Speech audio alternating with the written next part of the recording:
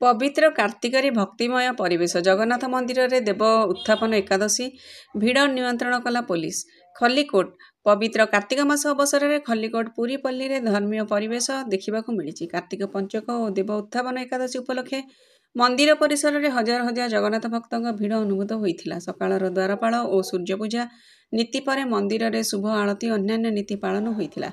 एकादशी अवसर में खल्लीकोट बड़दाण्ड समेत मंदिर परिसर में प्रबल महिला और पुरुषों प्रबल भिड़ अनुभूत होता।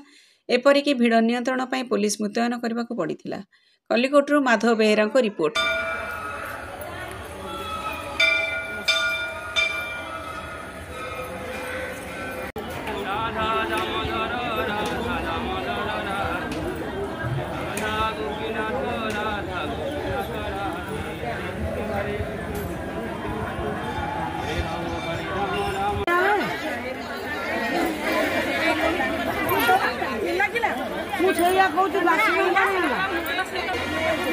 बासना